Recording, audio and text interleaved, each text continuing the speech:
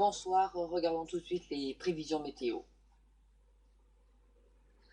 Demain, du côté d'Aurillac, ce sera des températures qui resteront en dessous des normales de saison. 14 le matin, 17 l'après-midi, avec des pluies éparses. Même temps du côté de Savour, des pluies éparses. 13 le matin et 15 l'après-midi.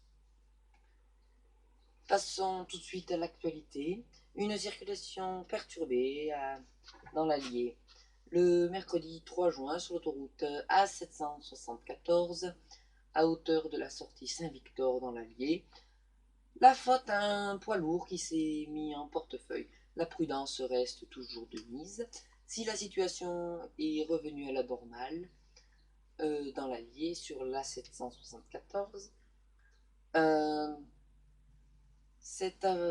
en cet après-midi du mercredi 3 juin, un petit peu après 15 heures, un poids lourd en provenance d'Allemagne se dirigeant vers le Portugal s'est mis en portefeuille peu avant la sortie Saint-Victor, probablement à cause de la chaussée rendue glissante à cause des averses qui se sont abattues dans ce secteur.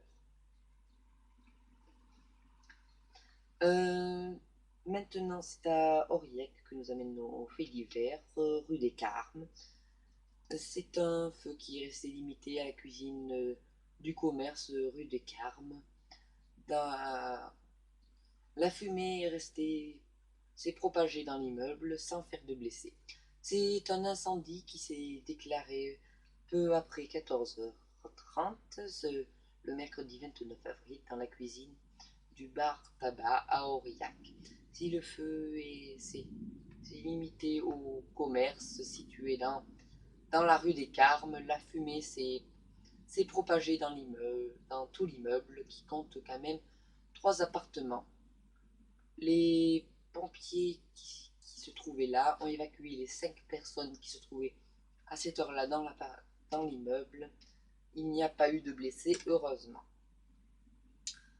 Passons tout de suite à notre reportage, une histoire d'amour, même plus, une histoire de passion forte.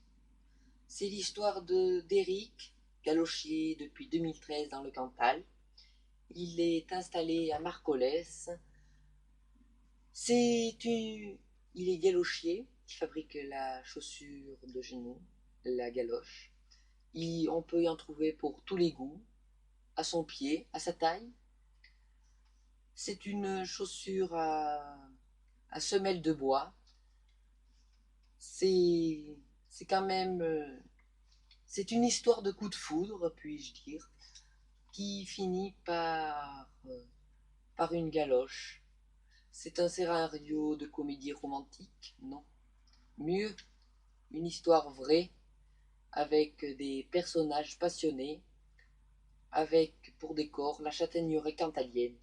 L'histoire est celle d'Éric, galochier depuis 2013. Cette année-là, il reprend l'affaire de son prédécesseur, Jean-Claude, installé au Rouget, la ancestrale, la galoche du Cantal, quittant la cité géraldienne pour la châtaigneraie.